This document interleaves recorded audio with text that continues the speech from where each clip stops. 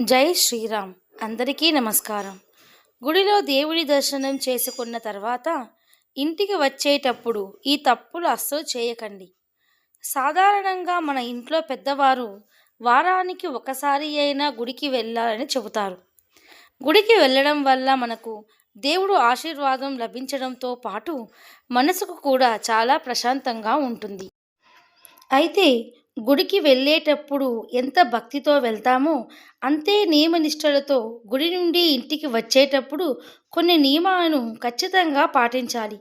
కానీ కొంతమంది భక్తులు మాత్రం గుడి నుండి ఇంటికి తిరిగి వచ్చేటప్పుడు తమకు తెలియకుండానే కొన్ని పొరపాట్లు చేస్తారు. ఇలా చేయటం వల్ల గుడికి వెళ్ళిన పుణ్యం దక్కకపోవటమే కాక మీ ఇంటికి చెడు ప్రభావాలు కలిగే అవకాశాలు కూడా ఉన్నాయి. కాబట్టి గుడి నుండి తిరిగి ఇంటికి వచ్చేటప్పుడు అసలు చేయకూడని పొరపాట్లు ఏమిటో ఇప్పుడు ఈ వీడియోలో మనం తెలుసుకుందాం. అలాగే ఈ వీడియో చూసే ముందు జై శ్రీరామ అని ఒక చిన్న కమెంట్ చేయండి. అలాగే ఈ వీడియో ఎక్కడా స్కిప్ చేయకుండా పూర్తిగా చదవండి. అప్పుడే ఈ వీడియో మీకు పూర్తిగా అర్థమవుతుంది. చాలామంది గుడికి వెళ్ళినప్పుడు గుడిలో ఉన్న దేవుని విగ్రహాన్ని ముట్టుకొని నమస్కారం చేస్తారు.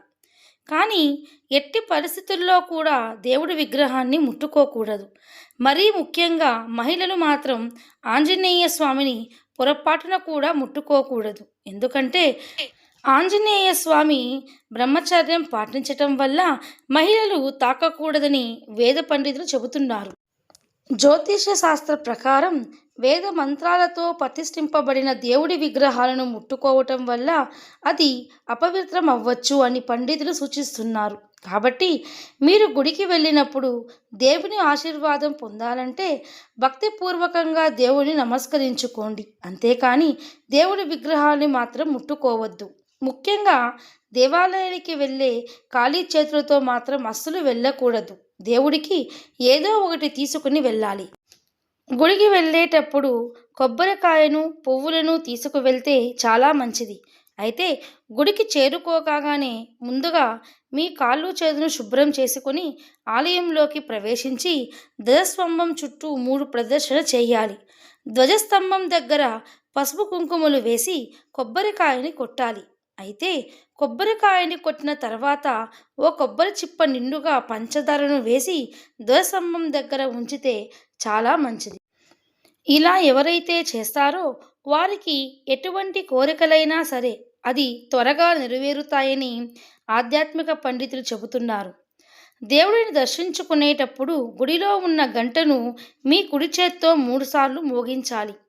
గంటను మోగించడం వల్ల మనసుకి ఆధ్యాత్మిక ఆనందం, మానసిక ప్రశాంతత, అలాగే సకల దేవతలకు ఆహ్వానం పలికినట్లు అవుతుంది.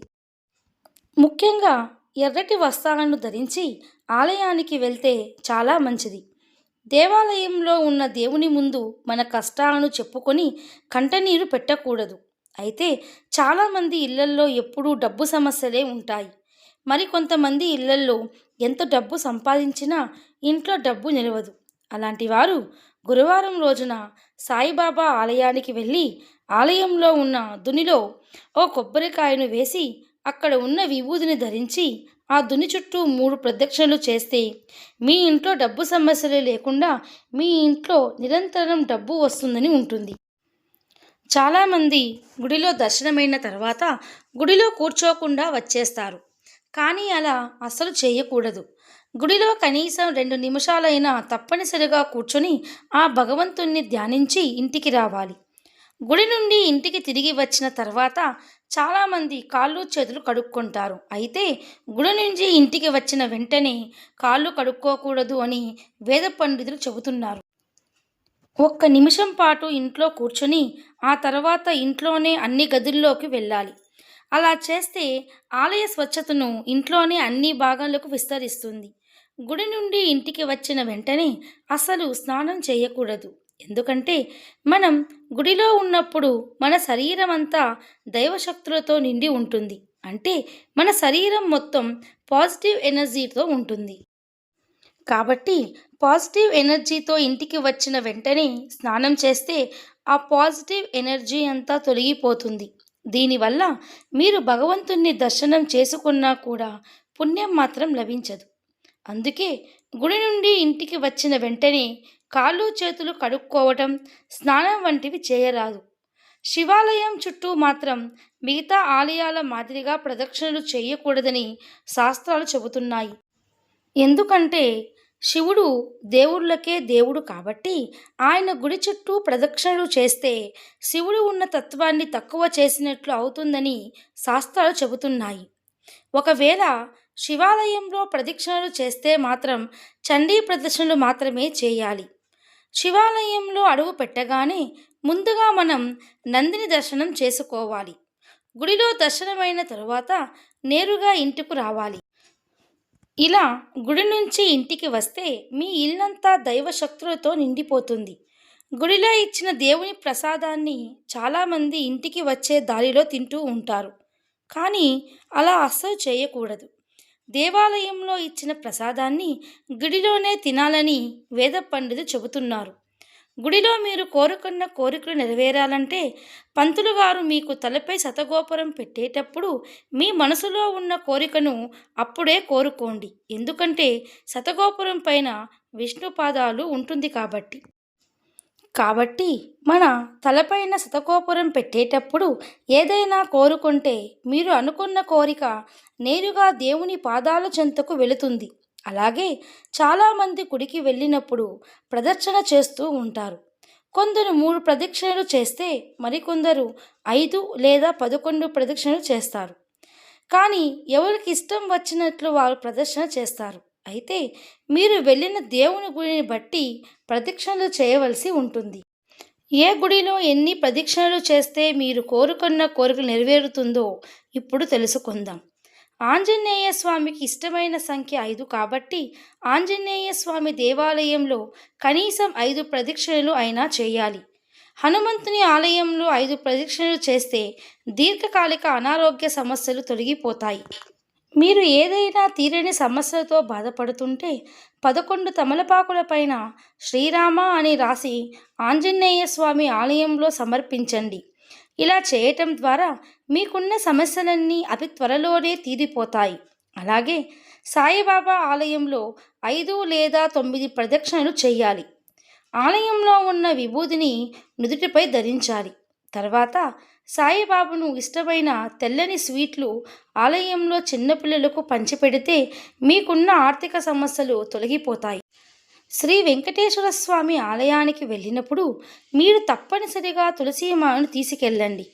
దేవునికి తులసీమాల సమర్పించడం ద్వారా మీరు కోరుకున్న కోరికలు ఖచ్చితంగా నెరవేరుతాయి. శ్రీనివాసునికి తులసి ఆకులంటే ఎంతో ఇష్టం. శ్రీ వెంకటేశ్వర స్వామి ఆలయంలో 11 ప్రదక్షిణలు తప్పనిసరిగా చేయాలి.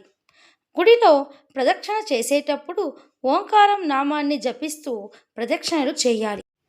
ఇలా చేయటం వల్ల మనం కోరుకున్న కోరికలు ఖచ్చితంగా నెరవేరుతాయి అని ఆధ్యాత్మిక పండితులు చెబుతున్నారు. ఎన్ని ప్రయత్నాలు చేసినా కొంతమందికి వివాహం కుదరదు. కుదిరినట్లే కుదిరి చెడిపోతూ ఉంటాయి. అలాంటి వారు శుక్రవారం రోజున అమ్మవారి గుడికి వెళ్ళి నెయ్యితో తడిపిన ఒత్తులకు బెల్లం మీద ఉంచి దీపం వెలిగించాలి. తద్వారా అమ్మవారికి ఇష్టమైన బెల్లం, పరమాన్నం లేదా పులిహోర నైవేద్యంగా పెట్టాలి. అమ్మవారి దేవాలయానికి వెళ్ళినప్పుడు తప్పనిసరిగా 3 ప్రదక్షిణలు చేయాలి.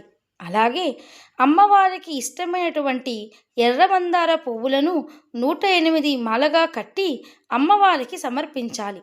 ఇలా చేయటం వల్ల అమ్మవారి అనుగ్రహంతో మీరు కోరికన్న కోరికలు ఖచ్చితంగా నెరవేరుతాయని వేద పండితులు చెబుతున్నారు. అమ్మవారు దర్శనం అనంతరం ఆలయంలో కనీసం 2 లేదా 3 నిమిషాల పాటు కూర్చొని ఓం శ్రీ మాత్రే నమః అనే మంత్రాన్ని జపించండి. మీకు అంతా శుభమే జరుగుతుంది. అలాగే వినాయకుడి గుడికి చుట్టూ 3 సార్లు ప్రదక్షిణలు చేస్తే చాలా మంచిది. మనసులో కోరికలు నెరవేరుతాయి. తద్వారా గర్భగుడిలో ఉన్న స్వామివారిని దర్శించుకోవాలి. ఆలయంలో దేవునికి ఎదురుగా నిలబడి ఎప్పుడూ దర్శనం చేసుకోకూడదు. దేవాలయంలో దేవుని దర్శనం చేసుకునేటప్పుడు విగ్రహానికి కుడివైపున లేదంటే ఎడమవైపు నిలబడి దర్శనం చేసుకోవాలి. గణేశుడికి ఇష్టమైన 21 గరికలను సమర్పించండి. కుడుములు, ఉండ్రాళ్లను నైవేద్యంగా పెట్టండి. తరువాత కళ్ళు మూసుకొని స్వామిని తలుచుకొని తమ విన్నపాలు చేసిన మేలు గురించి కృతజ్ఞతలు తెలుపుకోవాలి. దేవుడు నేను దర్శించుకునే సమయంలో మనసులోనికి ఇతర ఆలోచనలు రాకూడదు. భగవంతుని మీద మనసు లగ్నం చేయాలి. ఇలా చేయటం వల్ల మీరు చేపట్టిన పనులు ఎటువంటి ఆటంకాలు లేకుండా దిగ్విజయంగా పూర్తవుతాయి. అలాగే మీరు కోరుకున్న కోరికలు ఆ విఘ్నేశ్వర స్వామికి తప్పకుండా నెరవేరుస్తాడు. ప్రతి ఒక్కరూ గుడికి వెళ్ళి పూజ చేయించుకొని తిరిగి వెళ్ళేటప్పుడు కాసేపైనా ఆలయ ప్రాంగణంలో కూర్చొని వెళ్ళాలని చెబుతారు. ఆ సమయంలో దైవ స్వరూపాన్ని దర్శించుకోవాలి. ఎటువంటి బాధలు లేకుండా చనిపోవాలని, ఎవరి మీద ఆధారపడకుండా తన స్వశక్తి మీదనే ఉండాలని, దైవ సన్నిధిలో మరణించే అవకాశం కల్పించాలని, అలాగే మీకున్న కోరికలు మనసులో కోరుకుంటూ కాసేపు ఆలయంలో కూర్చోవాలి. గుడిలో పాజిటివ్ ఎనర్జీ ఉంటుంది. మీరు కొద్దిసేపు గుడిలో కూర్చోవటం వల్ల ఆ శక్తి మీ శరీరం మీదకి వస్తుందని, మనస్సు ప్రశాంతంగా ఉండేలా చేస్తుందని ఆధ్యాత్మిక పండితులు చెబుతున్నారు. అలాగే గుడి నుంచి తిరిగి ఇంటికి వచ్చేటప్పుడు వేరే వాళ్ళ ఇంటికి వెళ్ళకూడదు. మధ్యలో ఏ పని కోసం ఆగకూడదు. నేరుగా ఇంటికి వెళ్ళాలని పండితులు సూచిస్తున్నారు. తద్వారా గుడిలో ఉన్న పాజిటివ్ ఎనర్జీ ఆ శక్తి మీ ఇంట్లోకి ప్రవేశిస్తుందని చెబుతున్నారు. ఈ వీడియో కనుక మీకు నచ్చినట్లయితే ప్లీజ్ లైక్ చేసి మీ ఫ్రెండ్స్కి షేర్ చేయండి. అలాగే మా కొత్త వీడియోస్ మీకు వెంటనే చేరాలంటే మా ఛానల్ని సబ్స్క్రైబ్ చేసుకుని పక్కనే ఉన్నటువంటి బెల్ ఐకాన్ని క్లిక్ చేయండి. Thanks for watching.